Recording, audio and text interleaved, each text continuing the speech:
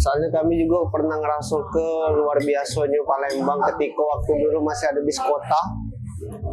Ketika dulu masih belum ada LRT, belum ada transmusi. Wah, luar biasa itu. Macet, sudah itu. Ternyata bis-bis kota tuh juga terbilang tidak aman. Angka ke kotanya. Itu juga ada ini ke flyover angkatan 66. Ya. Bayangkan dulu waktu belum ada flyover, jingok jalan tuh cak mano, sekarang ada flyover. Itu tak tahunya di depan ruko-ruko yang berjejer itu pun sebenarnya masih ada wilayah untuk perluasan. Kita sudah berupaya selain tata kota, terus juga lalu lintas melalui Dishub dan kepolisian. Yang harus ditekankan adalah kesadaran masyarakat. Masyarakat harus bijak dalam hal ini. Bijak lagi. Jangan egois.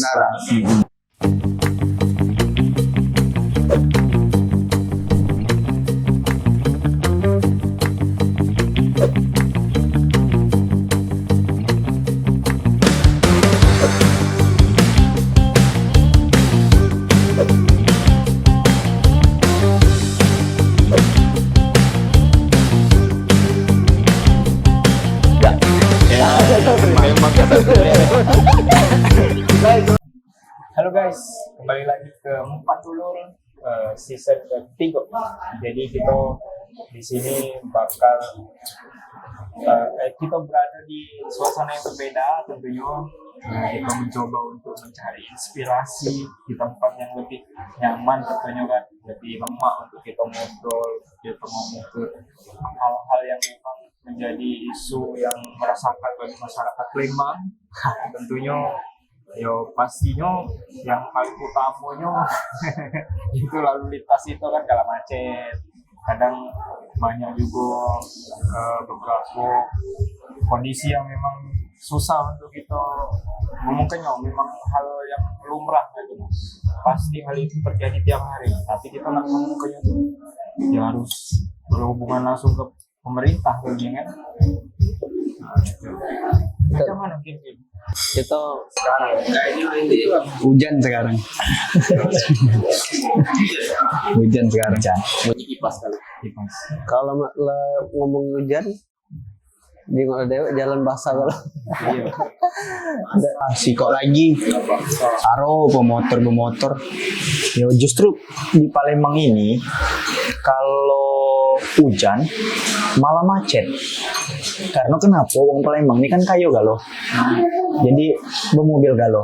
Jadi hujan tidak ngurung dia pergi-pergi. Dan juga herannya mobil lu padahal dia tidak katik motor sampai kapan banjir ngepelan jalan. Itu yang bikin macet tuh sebenarnya bagi kami. Harusnya Terampas wae dia mobil juga kan tidak katik motor samping dia. Lagi hujan deres. Ada wong ya berpikir sih sebenarnya memang. Kadang kan yang bikin macet itu karena banjir. memang kalian nih para user jalanan. Nah, Iya, maksudnya biasanya kalau di Palembang ini memang titik-titik para macet tuh di mana Bay menurut kalian? kalau lagi hujan nih, kadang ngomong hujan nih. Kalau lagi hujan tuh biasanya depan SMK 2 tuh bener-bener banjir biasanya. Jadi Penyebab macetnya karena banjir. banjir gitu. Oke. Terus kalau lagi hari-hari biasa tuh biasanya depan sekolah-sekolah elit lah. Ngapu kami ngomong depan sekolah elit? Karena Anak pejabat galau isinya, dijemputnya mobil galau, bukan jak kita dulu. dan itu ngantri gitu ya. Ngantri. Kita dulu masih kecil jalan kaki ke sekolah. Lagi kalau hujan tuh senangnya jalan kaki hujan tuh kapan balik sekolah? Berarti pertama faktornya hujan. Hujan. Kedua sekolah elit. Sekolah elit itu Mungkin bakal- kalau titik-titik keramaian cak pasar musim TM5 apa pasar 16 kalau pasar itu pagi bae sih. pagi baik. Pagi. Karena ya wong kaminya di pasar tuh pagi. Kan penumpukan Dan kendaraan tuh memang di pagi sama sore, karena kebetulan pagi itu jam kerja, Nah, sore jam balik. dan juga siang juga penumpukan karena ada salah satu sekolah di dekat Polda ya. Kan siang itu Gak usah sebut merek. terus tidak ada sebut sampai KM 7 macetnya hanya lah Akan lebih. Kemarin pun sampai KM 9. mana putaran di bawah playover dari KM 7 tuh putaran di bawah playover kalau ke kantor kami tuh Itu yang pertama. Itu yang pertama, banyak aja itu di sekolah-sekolah elit. Yang kedua, persimpangan, tempat muter. Itu juga gak macet. Tapi ya memang itulah, ya wong nggak kasih pilihan lain kan. Terus juga apalagi di KM 5 kan ditutup untuk muter. kami kesel di KM 5 lah tahu putaran itu tuh ditutup api motor masih masuk ke Ngelongaran untuk muter Berarti udah Palembang dalam hal ini kesadaran masyarakat, nah masih kurang yuk kesadaran masyarakat. soalnya Pemerintah itu sama mereka dewe sebenarnya pemerintah sudah berupaya kan, termasuk kemarin kami jenguk juga ada edaran kalau sekolah elit, ya kan, sekolah elit itu bahkan dipanggil kalau tidak salah sekolahnya oleh Polri. Dipanggil beberapa Polri, dipanggil mungkin Penegasan itulah. tamu di KI. Di KI itu ada juga, yang di KI ada masjid depannya. Nah itu ada sekolah aku namanya, situ ada. Itu ada. Di dekat kita nih ada, cuma tidak begitu nganggu di dekat apa? Depan PS. Pokoknya diimbau biar yang mana mekanismenya mereka tuh bergantian bergilir biar tertib. Walaupun ke mobil ya kalau bisa bergilir ya, misal 3 jam, misal setengah jam pakai rombongan ini akan jaga kontrol. Cuman ya, Berarti titik-titik macet itu memang selain pemerintah sudah berupaya, selain tata kota, terus juga lalu lintas melalui Disub dan kepolisian, yang harus ditekankan adalah kesadaran masyarakat. Masyarakat harus bijak dalam hal ini, bijak lagi jangan egois. jangan mikir di kepentingan dewe dia nak cepat tapi dia nganggu pengendara lain gitu Yo, yang lain juga nak cepet juga. ini nak cepat galau gitu tuh Cepet galau. sabar baik Oke, coba satu titik yang macet dan itu meresahkan menurut Zarif. ya itu tadi Di mana? Langsung deh titiknya di di mana? depan KM 5 itu Depan KM 5. soalnya kalau KM 5 itu berdampaknya jauh nih sampai macetnya Sampai ke bisa sampai ke depan Munti Kayu situ start awalnya sampai ke bawah playover macetnya kadang kan sejam deh nak situ jam lewat depan situ baik. kan lain pokoknya jalan itu jalan Haji Kolburian ya Yo, Kolonel Haji panjang Burian. jalan itu tuh macet kalau sampai ke depan pahlawan makam pahlawan Oh, lumayan nih, jauh. soalnya banyak kan situ banyak sekolah juga kayaknya butuh juga gitu nih genap ganjil. Mungkin itu bisa jadi salah satu tapi solusi. sebenarnya memang butuh tapi bakalan sarah juga buat itu kendaraan mobil ya Cuman kan masih ada jalan-jalan tembusan jalan belakang. Coba deh. Kalau ada data pengguna kendaraan roda 4 lah ya, kendaraan pribadi bukan kendaraan umum, roda 4 di Palembang ini sudah layak belum kira-kira? Gimana menurut kawan-kawan netizen, pengguna rata-rata kepemilikan kendaraan roda 4 di Kota Palembang ini, kalau rata-rata sudah di angka 2 mobil, itu berarti sudah bisa kan menerapkan apa yang namanya itu tadi genap ganjil. Sama optimalisasi, kami rasa di akhir-akhir tahun ini optimalisasi kendaraan umum juga sudah cukup maksimal. Feeder sudah berjalan, LRT sudah penuh terus. Alhamdulillah. Jadi upaya pemerintah juga untuk menjalankan kendaraan umum sebenarnya sudah jalan. Terus juga di titik-titik macet itu guys sebenarnya. Sebenarnya tidak itu nak seluruhnya diterap ke genap ganjil di Palembang itu. Kalau lewat di mungkin jalan protokol lah ya, dan juga jalan Sudirman ya. dan juga ada waktu-waktunya kayak waktu pagi contohnya jam balik begawe nah itu baru kita terapi genap ganjilnya Tapi kalau di Jakarta tidak per jam, per hari. tidak per jam Jamnya di jamnya dia dari jam misalnya contohnya yo dari jam 4 sore sampai jam 8 malam ya oke itu jadi pas siang bisa wong berkendara jam-jam. kecuali mobil dinas kalau mobil dinas bebas Ya karena dia ada kebutuhan yang sifatnya kepentingan negara, makanya dia harus berprioritas khusus. Sebagai anak jalanan, Kita sama makan nih. Karena kita nih agak ramai. makan lapar.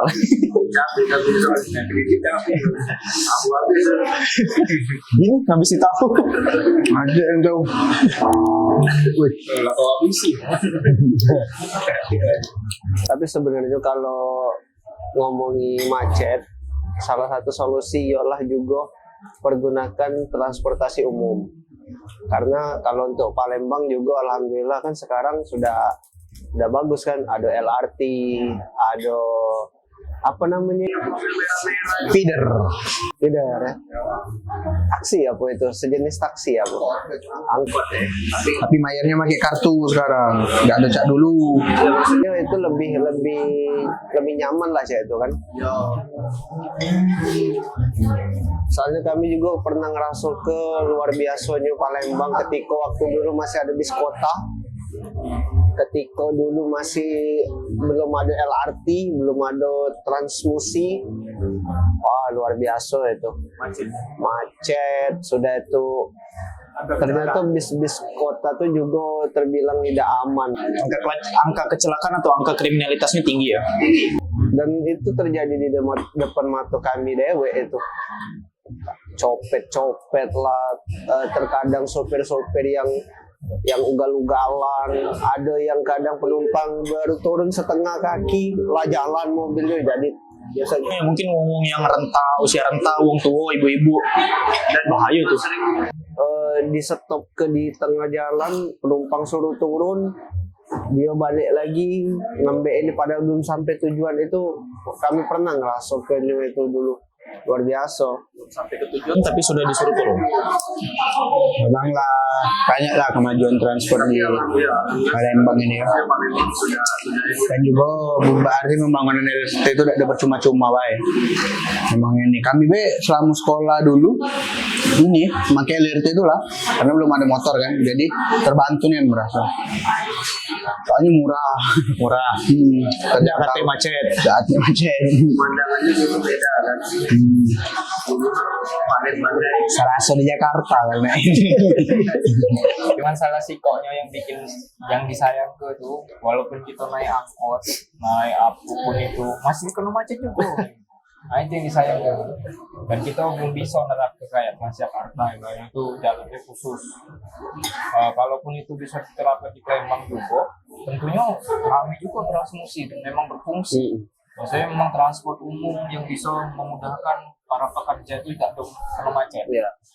Nah ini kita walaupun naik angkutan umum masih macet, angkotnya uang, banyaklah milih pakai angkutan pribadi, angkotnya galak lumpuh, apalagi hujan segala macam kan males banget.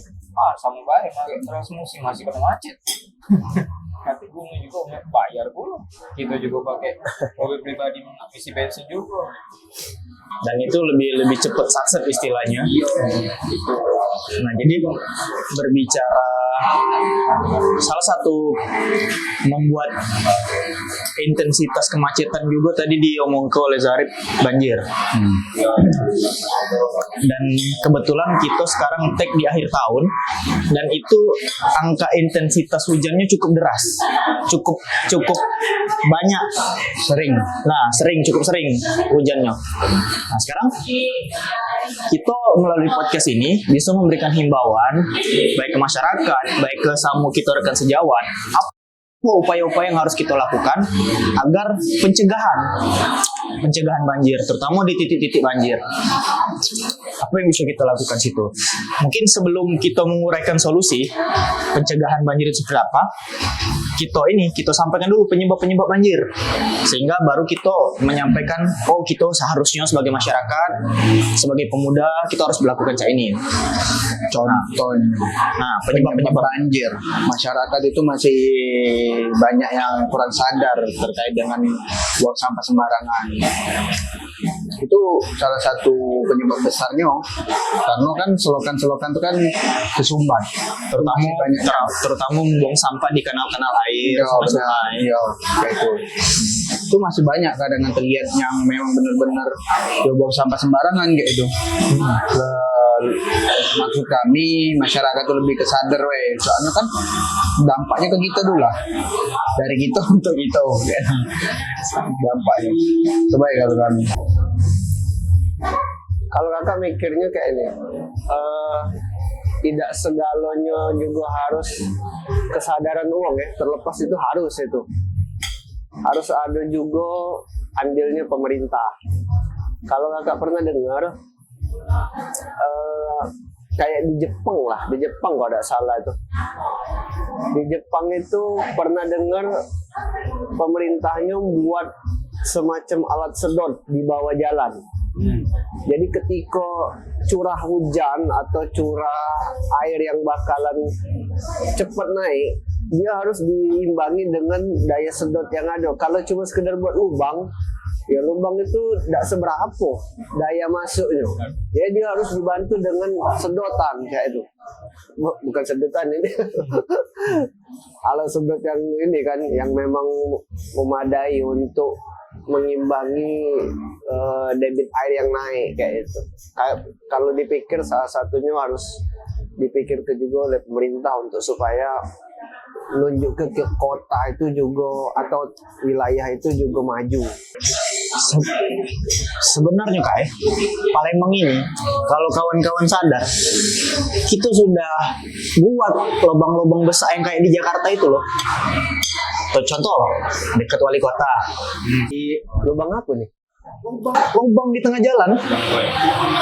Bukan lubang buaya loh. Buaya lah itu.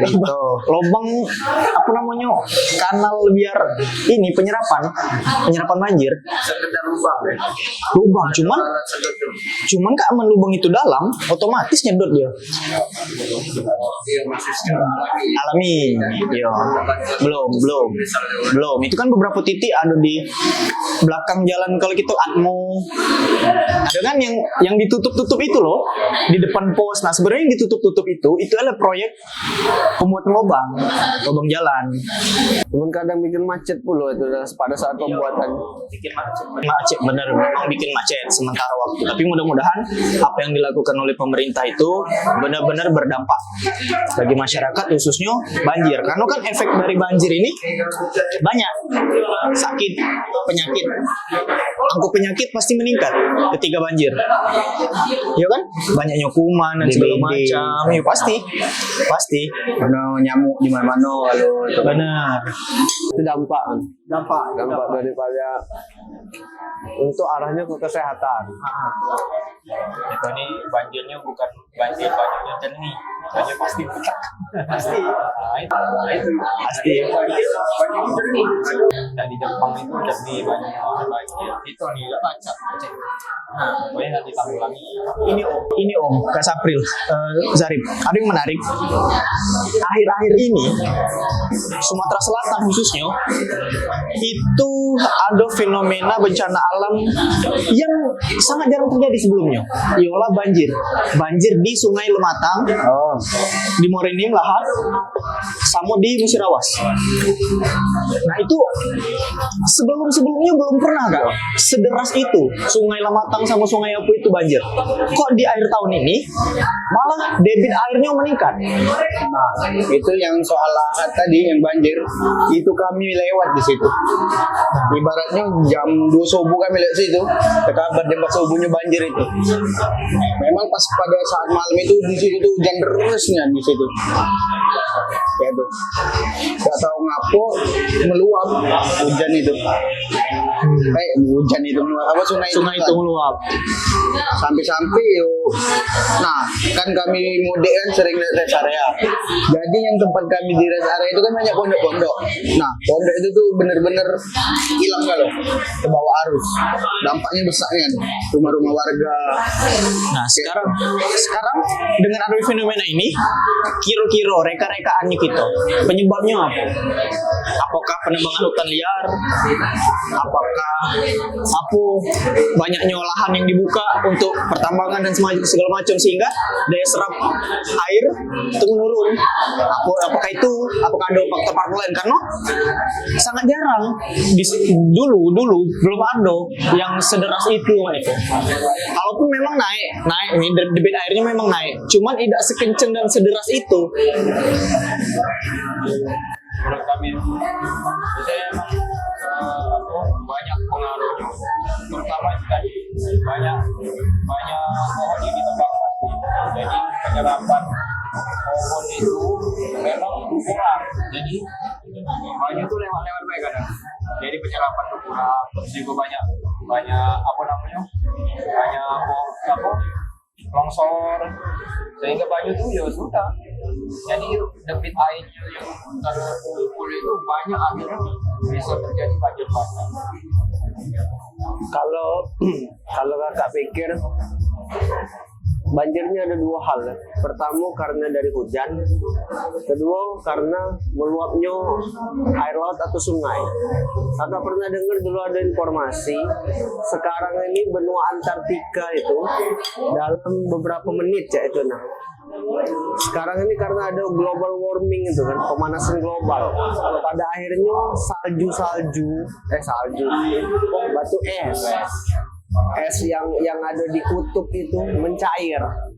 Jadi persekian detik air di dunia ini, di bumi ini dia naik. Makanya terkadang banjir itu tuh juga bukan dari hujan baik. Cuma kalau dia dibarengi dengan hujan, air itu juga bingung nak kemana. Karena dia larinya ke dataran paling rendah, ialah ketemu sungai atau laut.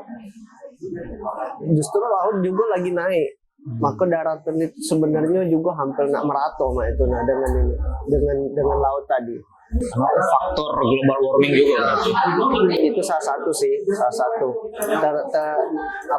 Terlepas dari yang tadi disampaikan, sampah lah, terus mungkin ada penebangan liar yang daya serap bumi itu sudah berkurang.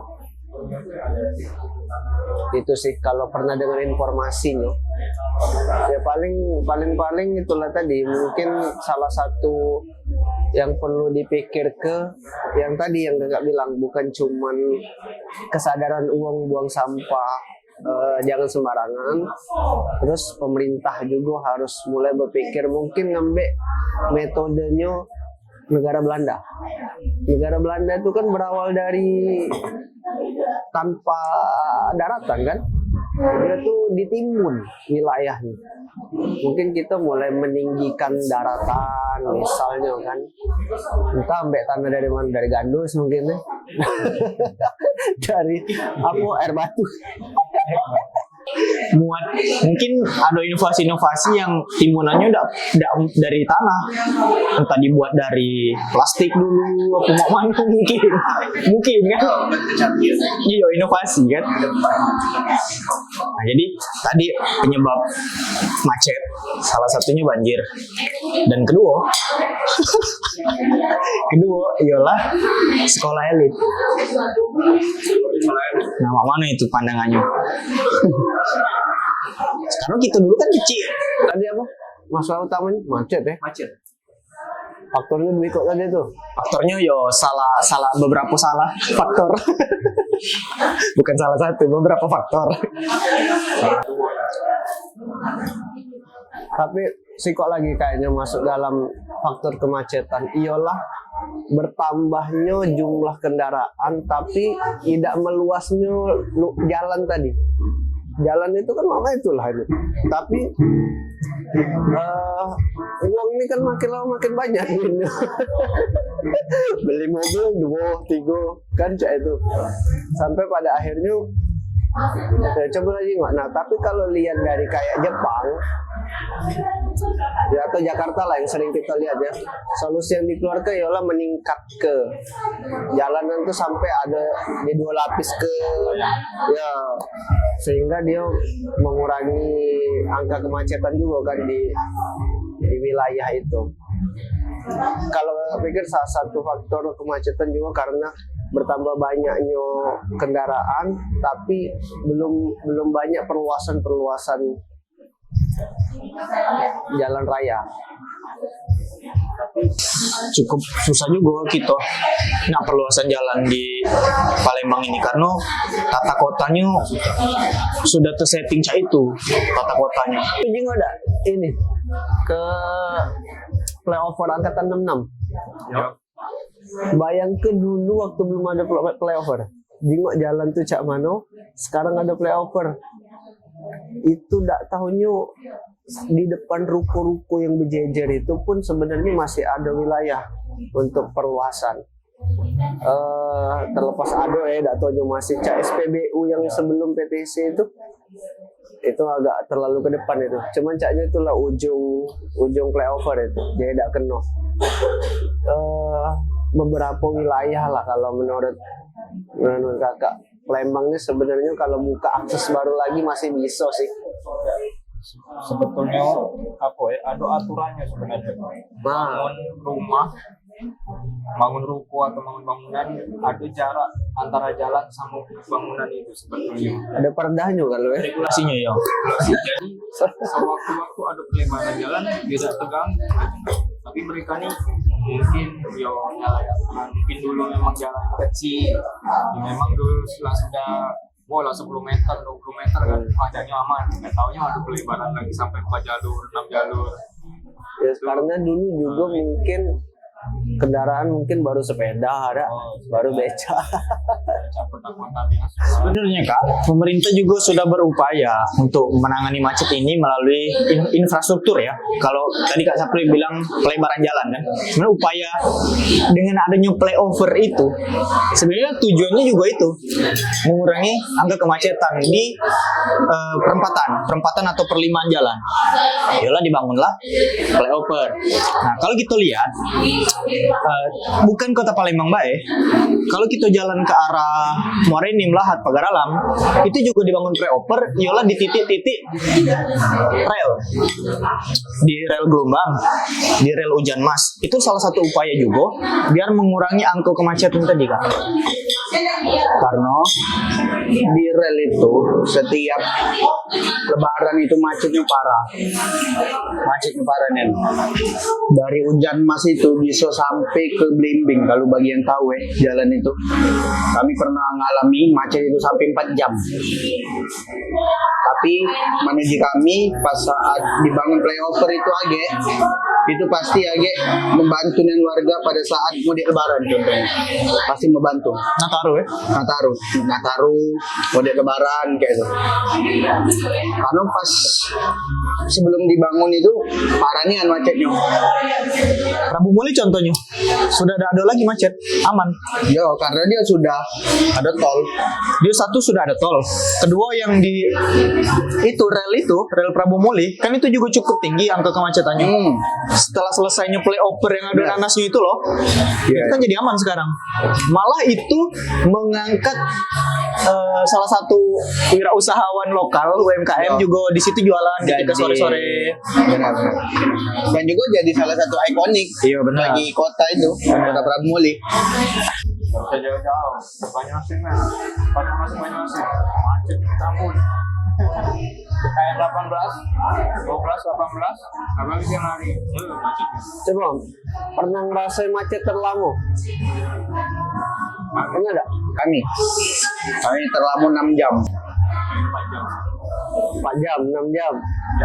Kami di travel gara-gara mobil batu bara kecelakaan dan melintang di jalan.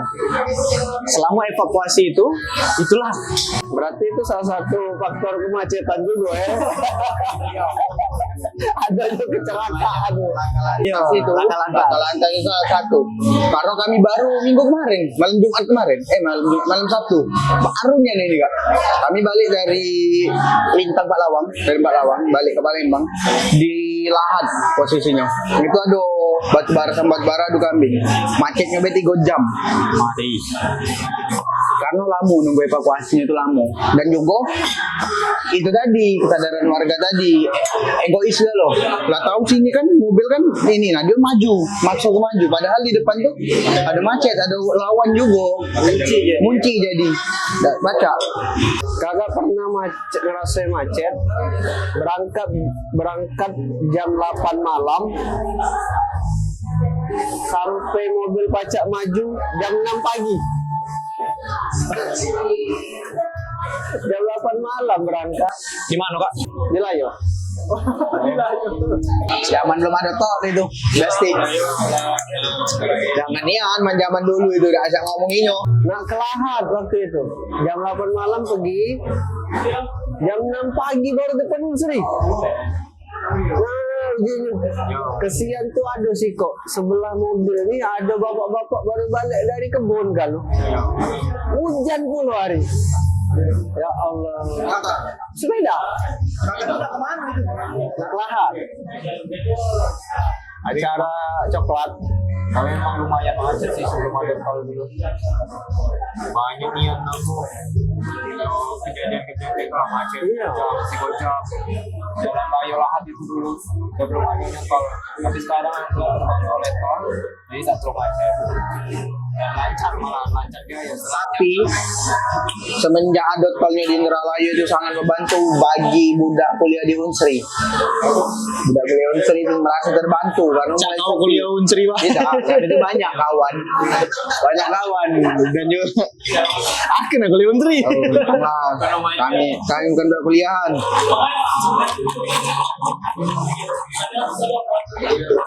Selama pokoknya ada tol itu jadi mengurangi kemacetan. Tapi angka kecelakaan masih tetap ada. Mana? Yang bagi kakak-kakak yang ini apa yang soal sekolah elit tadi nah, yang buat macet kami itu. Kita bahas di episode selanjutnya Bang. Tidak kondusif.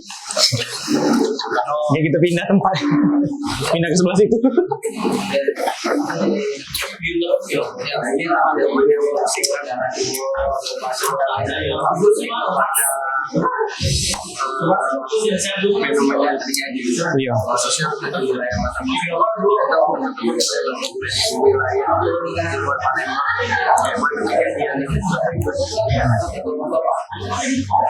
Ya mudah-mudahan dengan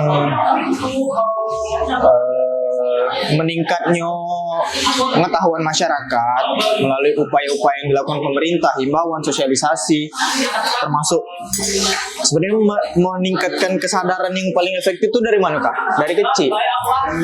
Yalah kenapa kadang ada peran yang namanya TK Bayangkari, TK Bayangkara, itu kan? Lah sudah mulai dididik tentang ayo lalu lintas, termasuk dengan adanya beberapa komunitas kayak LKS, ini apa keselamatan sekolah itu, mungkin ada polisi pelajar, ada duta lalu lintas, ada Saka Bayangkara kalau di Pramuka.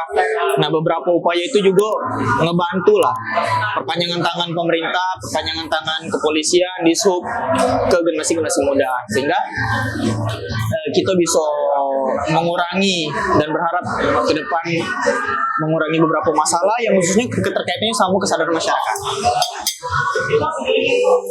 Mungkin itu dulu pembahasan kita. Kesadaran gitu ya.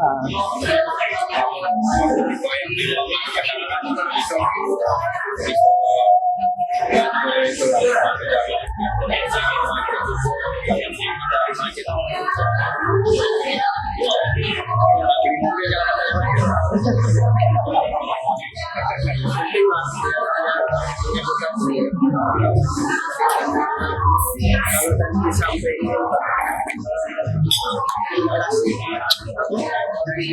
dari kecil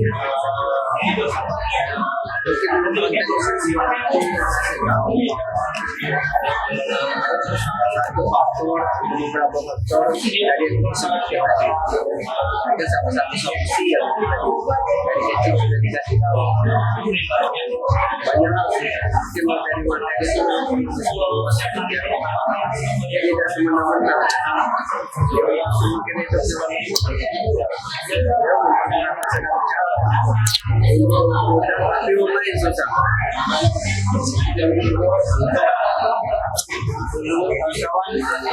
terima kasih telah nonton.